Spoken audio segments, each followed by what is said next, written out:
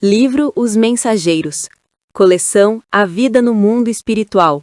Psicografia de Francisco Cândido Xavier, pelo Espírito André Luiz. Capítulo 8. O Desastre de Acelino.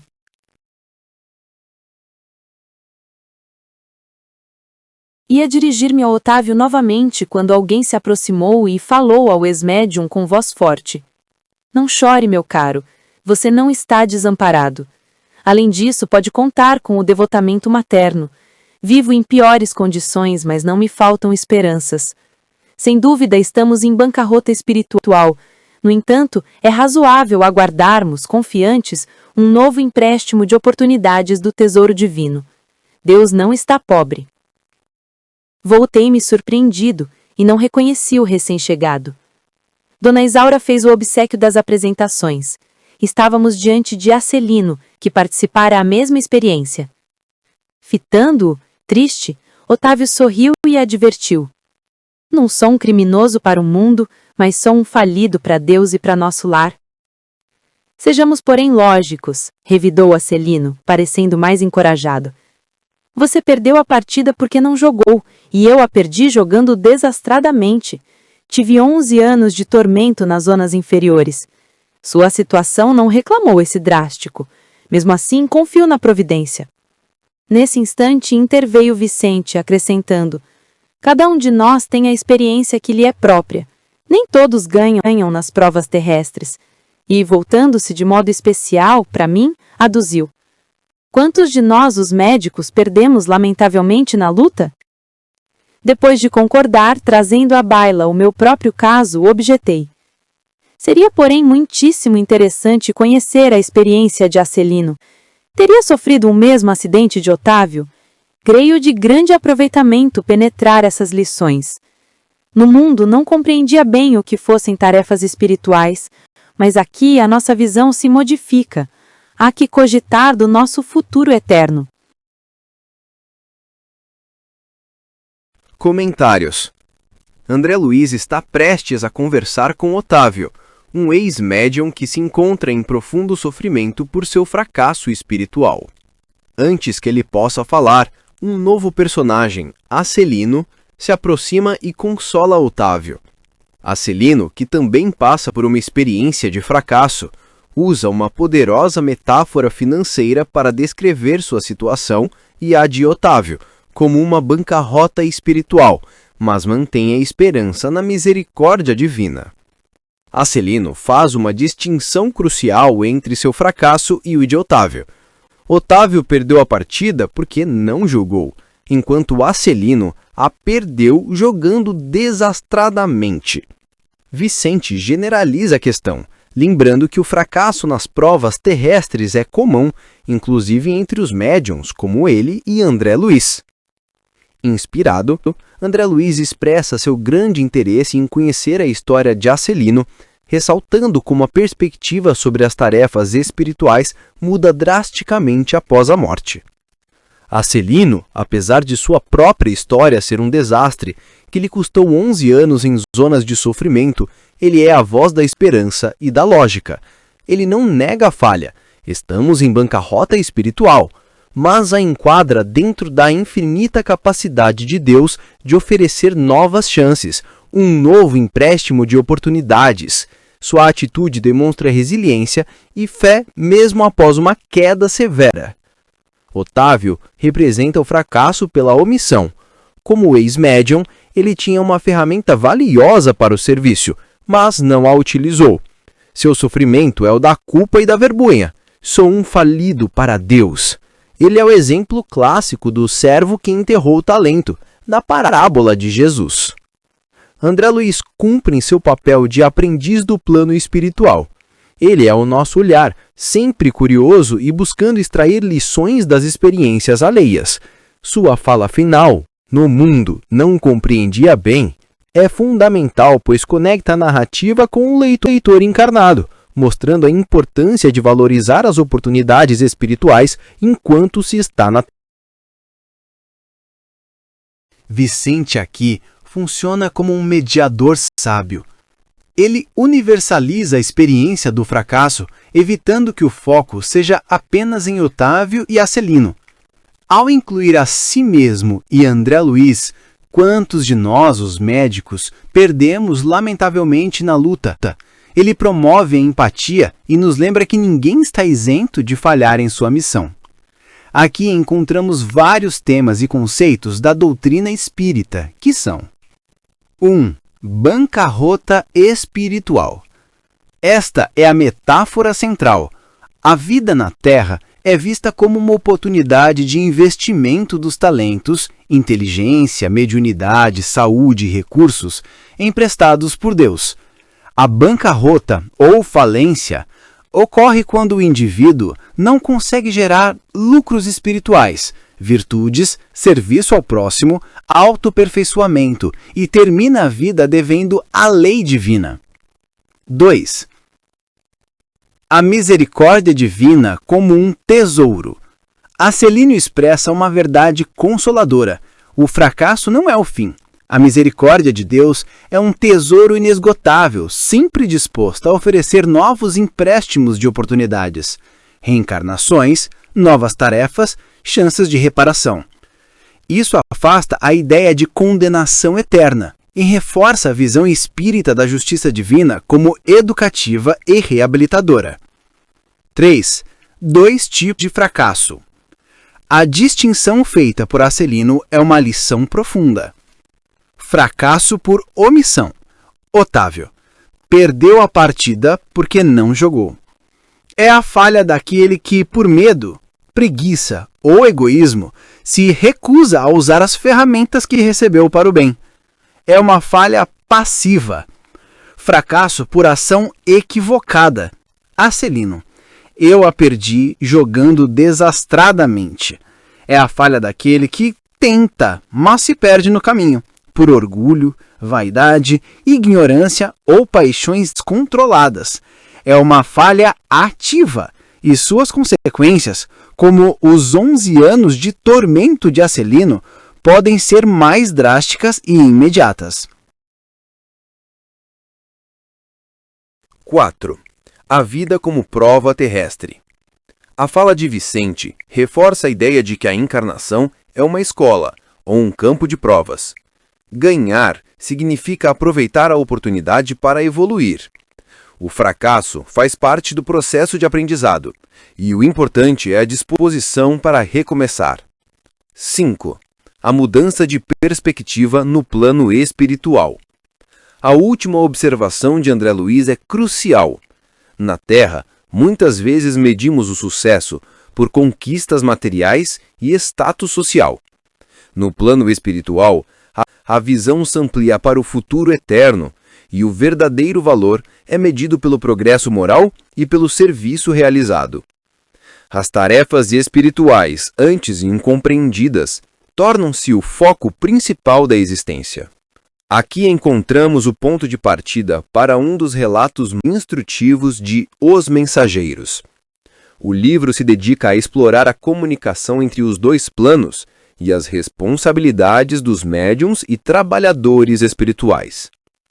A história de Acelino, que será detalhada no capítulo, servirá como um alerta severo sobre os perigos do uso inadequado da mediunidade e do envolvimento com forças inferiores. Ao apresentar primeiro o consolo e esperança, através da fala de Acelino, a narrativa nos prepara para ouvir uma história trágica, sem cair no desespero, mantendo sempre a perspectiva de que a recuperação é possível. Acelino sorriu e obtemperou. Minha história é muito diferente. A queda que experimentei apresenta características diversas e, a meu ver, muito mais graves. E, atendendo-nos à expectativa, prosseguiu, narrando. Também parti de nosso lar, no século findo, após receber valioso patrimônio instrutivo dos nossos assessores. Segui enriquecido de bênçãos. Uma de nossas beneméritas ministras da comunicação presidiu, em pessoa, as medidas pertinentes à minha nova tarefa. Não faltaram providências para que me felicitassem a saúde do corpo e o equilíbrio da mente. Após formular grandes promessas aos nossos maiores, parti para uma das grandes cidades brasileiras, em serviço de nossa colônia. O casamento estava em meu roteiro de realizações. Ruth, minha devotada companheira, incumbir-se-ia de colaborar comigo para melhor desempenho das tarefas. Cumprida a primeira parte do programa, aos 20 anos de idade, fui chamado à tarefa mediúnica, recebendo enorme amparo dos benfeitores invisíveis. Recordo ainda a sincera satisfação dos companheiros do grupo doutrinador. A vidência, a audição e a psicografia que o Senhor me concedera por misericórdia seriam decisivos fatores de êxito em nossas atividades. A alegria de todos era inexcedível.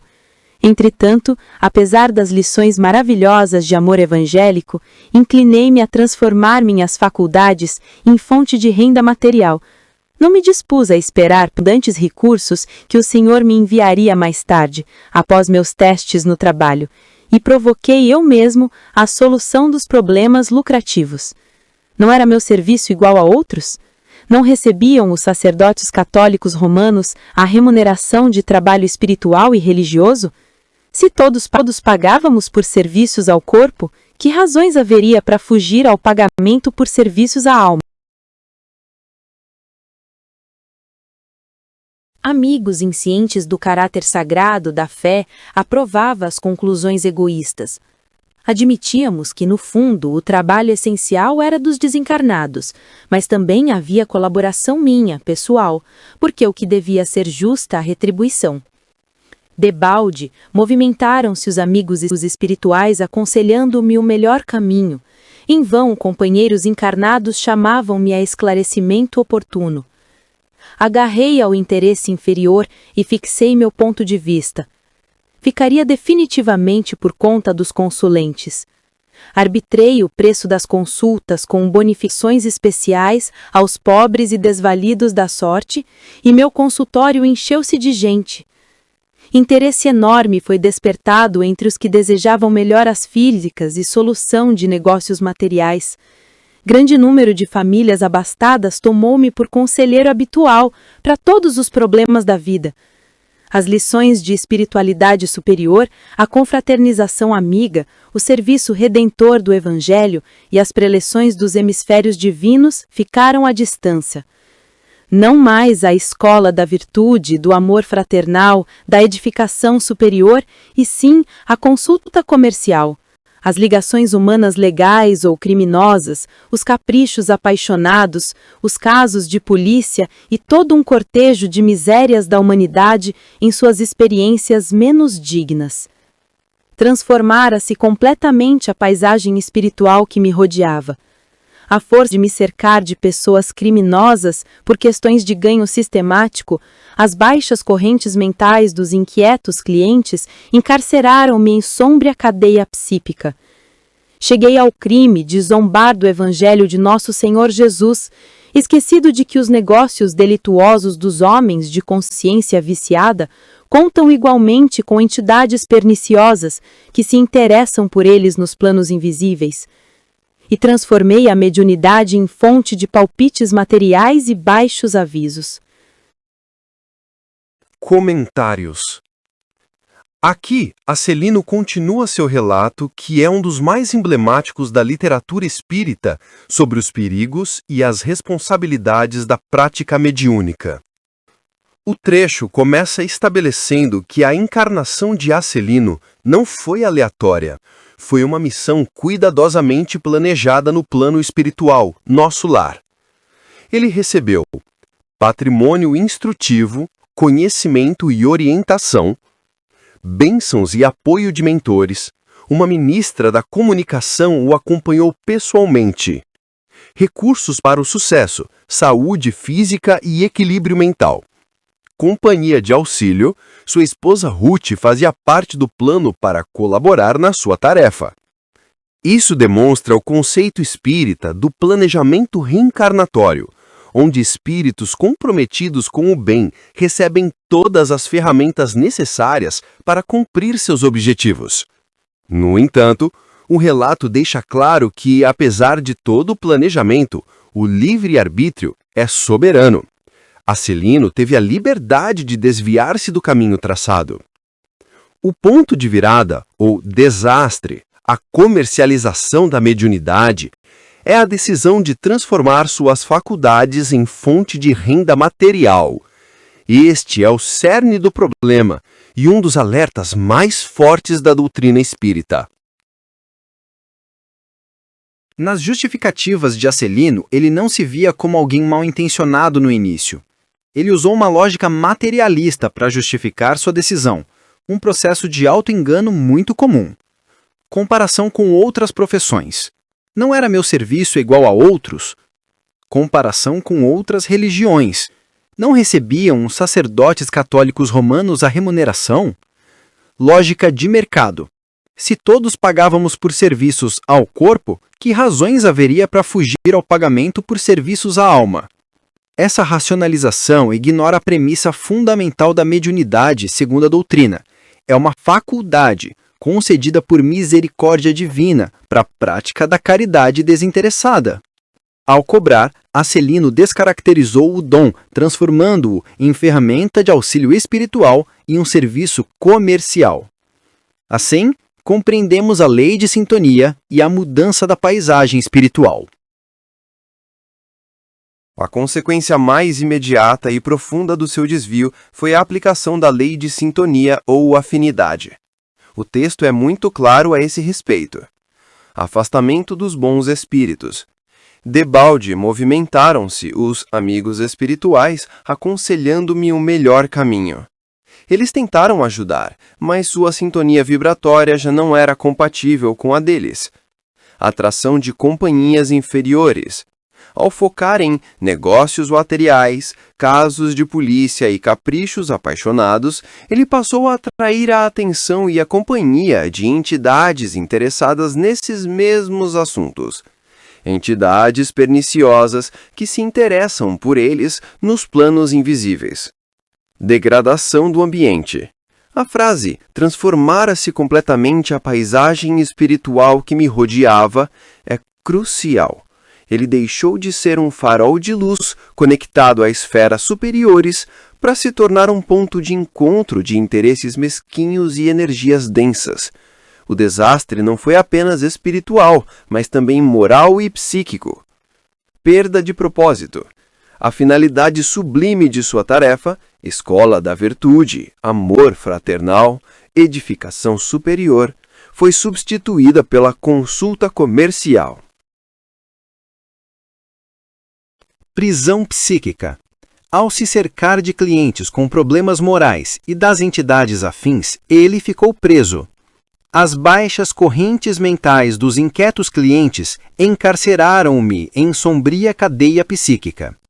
Ele se tornou prisioneiro das mesmas energias que alimentava. Endurecimento e zombaria. O clímax da sua queda foi chegar ao crime de zombar do Evangelho de Nosso Senhor Jesus. Isso mostra o nível de cegueira espiritual a que chegou, perdendo completamente a noção do sagrado e da origem de seu dom. Banalização do dom. No fim, a mediunidade, que deveria ser um canal para o divino, foi rebaixada a uma fonte de palpites materiais e baixos avisos, perdendo toda a sua nobreza. O trecho é uma parábola poderosa e um alerta direto aos médiuns e trabalhadores de qualquer doutrina espiritual. A história de Acelino ensina que o dom espiritual é sagrado e sua finalidade é a caridade. Usá-lo para ganho pessoal é um desvio grave de propósito. O livre-arbítrio implica responsabilidade. Todo o amparo espiritual não impede que o indivíduo faça escolhas erradas e sofra as consequências delas. A lei de causa e efeito é implacável. As escolhas e intenções de uma pessoa determinam sua sintonia vibratória, atraindo companhias, encarnadas ou desencarnadas, compatíveis. A racionalização do erro é uma armadilha sutil. Muitas vezes, os maiores desvios começam com pequenas justificativas que parecem lógicas, mas que escondem um egoísmo e o materialismo. O desastre de Acelino não foi um evento súbito, mas um processo gradual de decadência moral e espiritual, iniciado por uma escolha aparentemente pequena, mas que violava o princípio fundamental do serviço desinteressado ao próximo. Nesse momento, os olhos do narrador cobriram-se de súbita vermelhidão, estampando-se-lhe fundo horror nas pupilas, como se estivesse revivendo atrozes dilacerações. Mas a morte chegou, meus amigos, e arrancou-me a fantasia. Prosseguiu mais grave. Desde o instante da grande traição, a ronda escura dos consulentes criminosos que me haviam precedido no túmulo rodeou-me a reclamar palpites e orientações de natureza inferior. Queriam notícias de cúmplices encarnados, de resultados comerciais, de soluções atinentes a ligações clandestinas. Gritei, chorei, implorei, mas estava algemado a eles por sinistros elos mentais, em virtude da imprevidência na defesa do meu próprio patrimônio espiritual. Durante 11 anos consecutivos, espiei a falta, entre eles, entre o remorso e a amargura. Acelino calou-se, parecendo mais comovido, em vista das lágrimas abundantes. Fundamente sensibilizado, Vicente considerou: "Que é isso? Não se atormente assim. Você não cometeu assassínios, nem alimentou a intenção deliberada de espalhar o mal. A meu ver, você enganou-se também como tantos." Acelino, porém, enxugou o pranto e respondeu: "Não fui homicida nem ladrão vulgar. Não mantive o propósito íntimo de ferir ninguém, nem desrespeitei alheios lares, mas indo aos círculos carnais para servir as criaturas de Deus, nossos irmãos, auxiliando no crescimento espiritual com Jesus, apenas fiz viciados da crença religiosa e delinquentes ocultos, mutilados da fé e aleijados do pensamento. Não tenho desculpas, porque estava esclarecido. Não tenho perdão, porque não me faltou assistência divina." E depois de longa pausa, concluiu gravemente: "Podem avaliar a extensão da minha culpa?" Comentários. Percebemos aqui, de forma dramática, a imensa responsabilidade que recai sobre aqueles que trabalham na seara espiritual, especialmente os médiuns e orientadores. O desastre de Acelino não se refere a um crime nos moldes da justiça humana, como roubo ou assassinato. Seu erro foi muito mais sutil e, sobre a ótica espiritual, imensamente mais grave. Ele mesmo define sua falta quando diz: "Apenas fiz viciados da crença religiosa e delinquentes ocultos, mutilados da fé e aleijados do pensamento."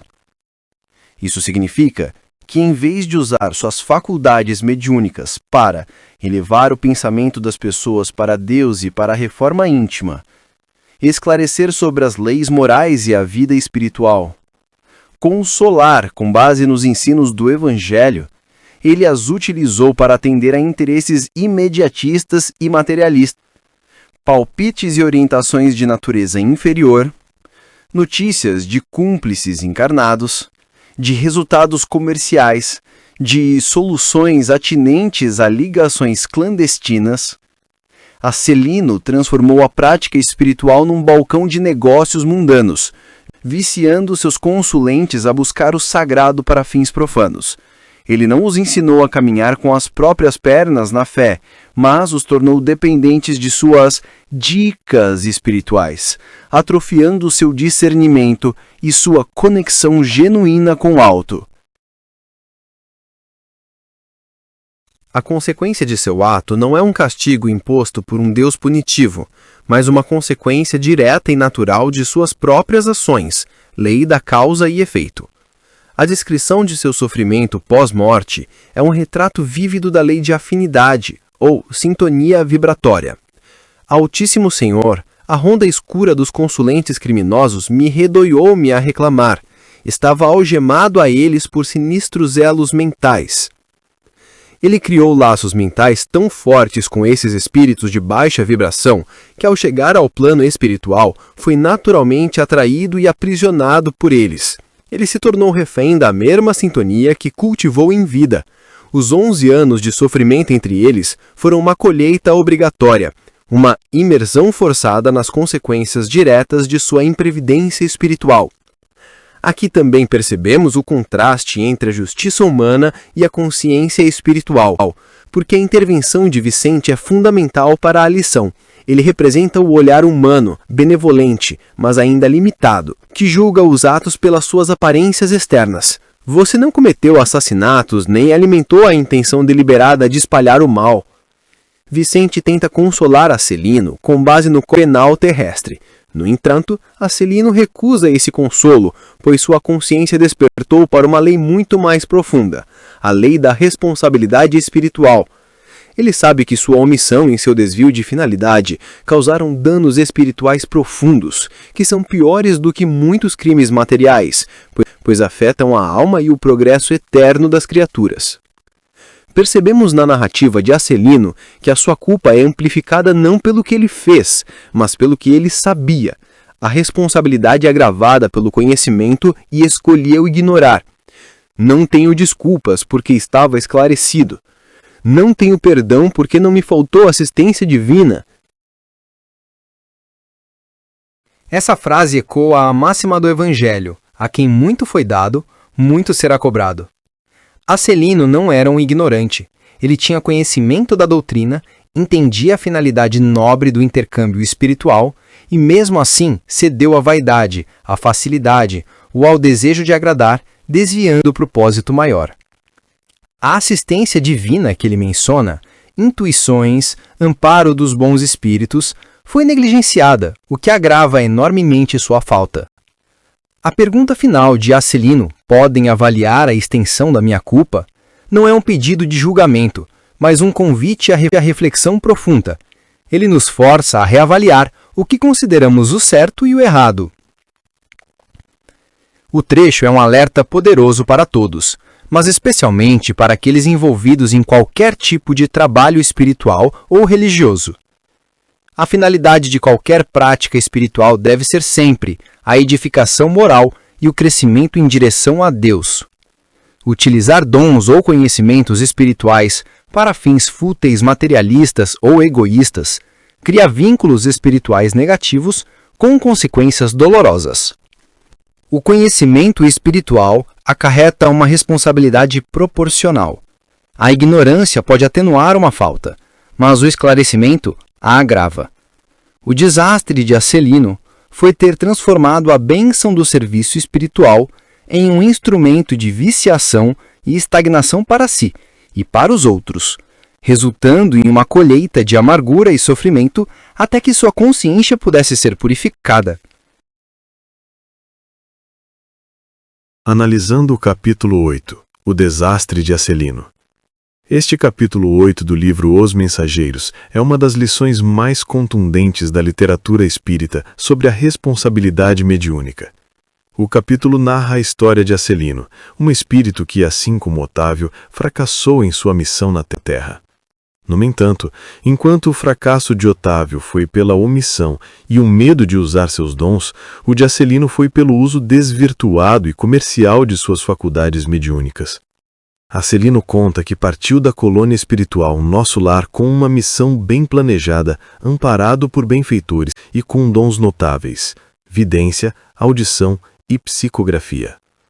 Em vez de usar esses dons para o auxílio fraterno e o crescimento espiritual coletivo, ele decidiu transformá-los em uma fonte de renda, estabelecendo um consultório e cobrando por seus serviços. Essa decisão mudou completamente o rumo de seu trabalho.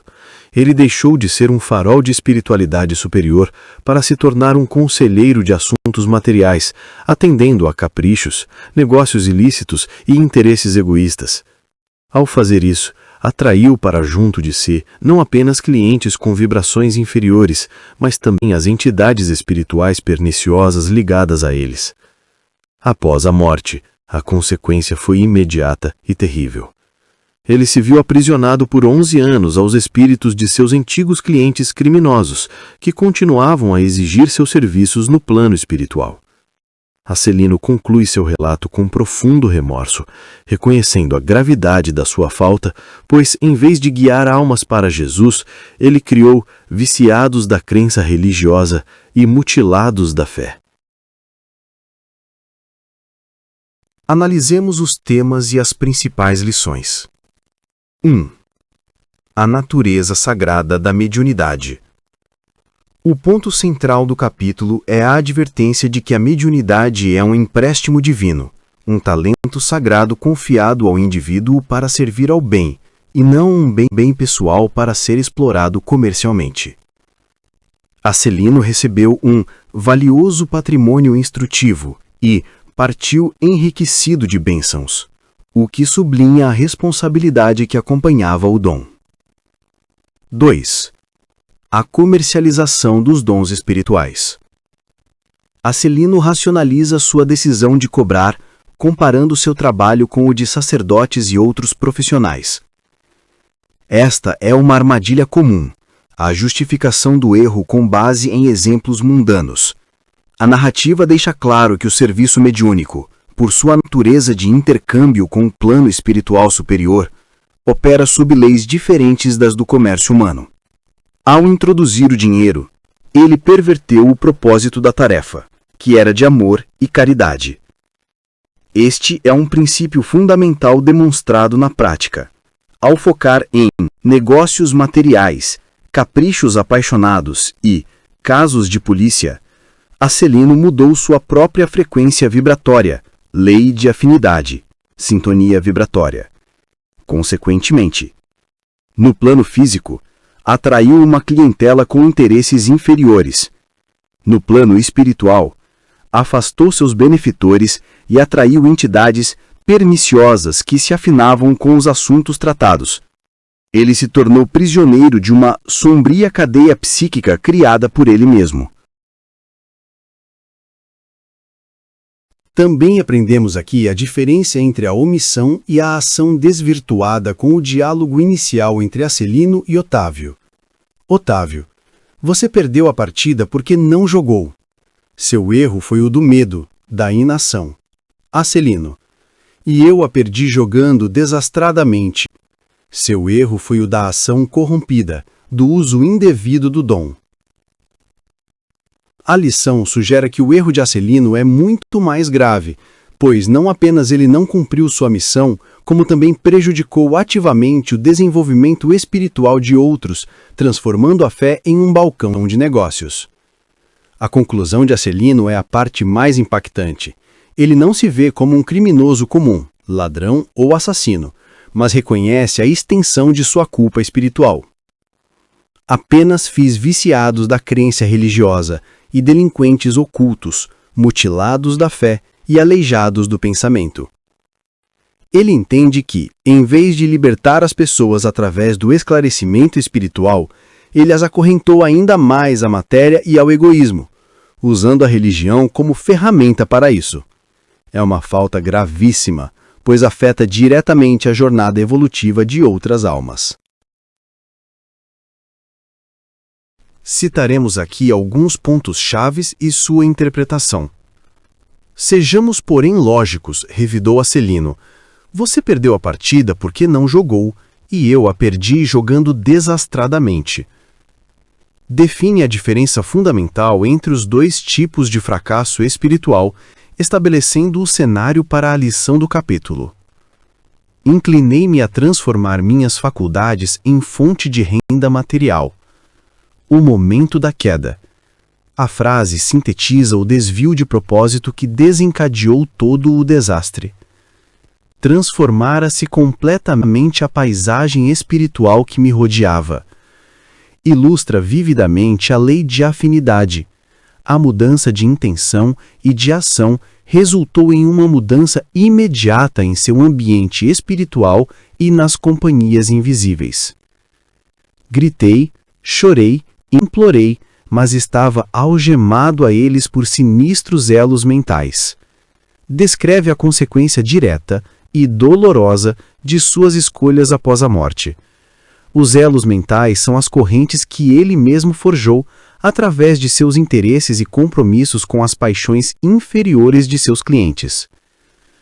Este capítulo é um alerta para todos que trabalham com a espiritualidade, lembrando que os dons do Espírito exigem abnegação, gratuidade e, acima de tudo, um compromisso inabalável com os ensinamentos de amor e caridade do Evangelho. Se gostou, Inscreva-se no nosso canal, dê um like e compartilhe esse vídeo para ajudar nosso canal a crescer e divulgar a doutrina dos espíritos.